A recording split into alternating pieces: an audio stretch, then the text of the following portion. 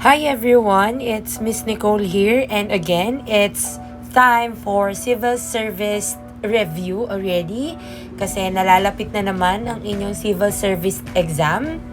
And to give you a short recap, umpisa natin ang review na to by having the 10 English topics to review para siguradong handang-handa kayo for the upcoming Civil Service exam. Ano nga ba yung unang topic na kailangan nyo aralin when it comes to English? Let's have the simplest analogy. So, I know you already know what is analogy. Now, ano nga ba ang technique natin para malaman natin kung paano natin sasagutan ang analogy? So, when you encounter word or words, you need to find the relationship nung first word, for example here, and nung second word. Ano ba yung relationship nila sa isa't isa? Para malaman natin kung ano yung hinahanap doon sa pang-apat na word. So, ano-ano nga ba yung mga relationship na meron tayo? So, simple, meron tayong tinatawag na synonyms,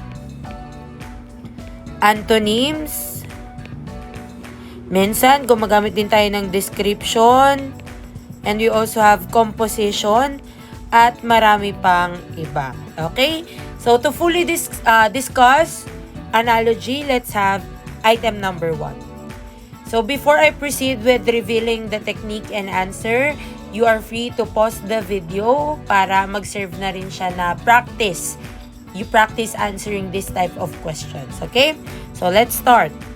With number 1, we have yesterday, tomorrow, and March. Now, sabi ko nga, alamin nyo muna yung relationship ni word number 1 kay word number 2. So, dito, we have the word yesterday and tomorrow. Now, ano bang relationship nila? This is a usual life pattern. Parang kahapon, ngayon, at bukas. So, something is missing. And that is today. The word today. Okay? So, in this case, we have the usual pattern or yung daily life pattern, yesterday, today, and tomorrow. Now, meron tayo ditong word na March. So, when we say March, dapat ano yung magiging kasunod niyang word? Pwede ba si April? Some of you may say na, Coach, pwede po si April kasi kasunod siya ni March. But this one is wrong. Okay? Bakit? Kasi kung iintindihin ulit natin yung word, meron tayong March, and then we have April, ayan yung sunod-sunod, and then we have May. So dito, kagaya ni yesterday, today, and tomorrow, wala naman si today. So, ibig sabihin, the correct answer here is May. Because April is not today. So, ang pinag-uusapan natin ay May. So, the correct answer here is May, which is the next month. Which, if we will look at the first example, yesterday, tomorrow, ang pinag-uusapan yung next day. So, ibig sabihin, yung yesterday dito ay yung March at yung tomorrow ay yung May. Maliwanag po ba? Okay, next. Let's have another example for number 2. We have yesterday is to tomorrow as Wednesday is to what? O, ganun lang ulit tayo. We have here yesterday. So, si yesterday, para di kayo malito, pwede nyo rin gawin to pag nakita nyo siya sa civil service exam ninyo. Ano yung today, and then ano yung tomorrow. Okay? So, dito, yung yesterday daw natin ay si Wednesday. So, Wednesday is our yesterday. Ano ba ang following day ni Wednesday? And that is Thursday. Okay?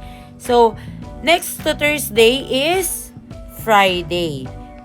So, therefore, our missing word is Friday. And that is the correct answer.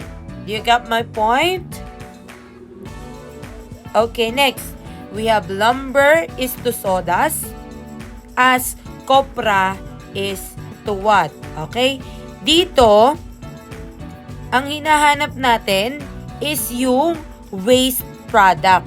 Ano ba yung tinatawag nating waste product? Pag gumagamit tayo ng isang product, meron tayong tinatapon. Ano yun? Ang tawag natin doon ay waste product. So, yung lumber or yung tinatawag nating kahoy, pag nilagari nyo siya, nagkakaroon kayo ng waste product. Ano yung waste product nyo doon? Ang tawag natin doon ay sawdust. Ito yung mga maliliit na parang kahoy.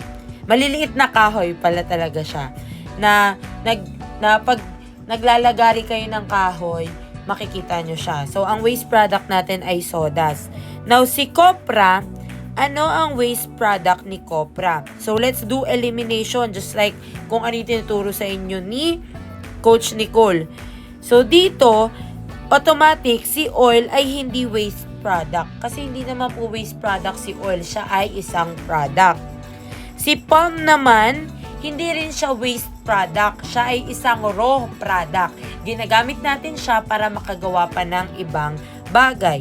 Okay? Si coconut din ay hindi isang waste product. Actually, it's a product already. So, again, hindi siya kagad tama. Pwede nyo na kagad siyang eliminate. So, we are left with the correct answer which is husk. Okay? So, ano nga ba yung husk? Pag-usapan natin. Si husk ay waste product ni copra. Okay? So, pag sinabi natin copra, ang waste product niya ay husk. What is copra po ba? Ito yung color brown na nyog na minsan ginagamit natin bunot, minsan ginagamit din natin pang uling. So, yung husk doon is yung parang hair-like strand sa mga nyog at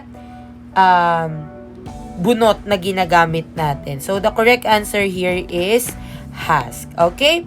So, that's it for our first topic in English. Kung may mga gusto pa kayong pag-aralan, just comment down below and share your scores kung naka 3 out of 3 ba kayo. With that, thank you everyone and happy learning.